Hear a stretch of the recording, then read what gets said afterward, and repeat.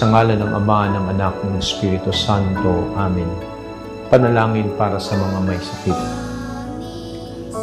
Ama naming mapagmahal, hinihiling namin ang kagalingan para sa lahat ng mga kapatid naming dumadaan sa anumang klase at uri ng sakit. Katawan, espiritual, pinansyal, emosyonal, mental.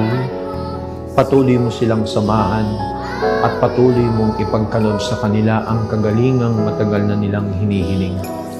Naway ang panibagong lakas na kanilang makukuha sa iyo sa pamamagitan ng kanilang panalangin ay tunay na magbigay ng panibagong pagkakataon upang sila ay patuloy na sumunod sa iyo at maglingkod.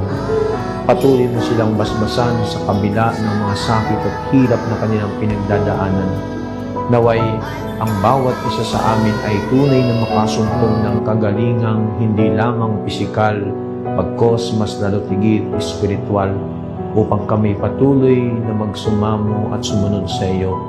Ito ang siyang aming samanalangin sa ngalan ni Kristong anak mo na siyang tagapagpagaling. Amen. Sa ngalan ng Ama, ng Anak, ng Espiritu Santo.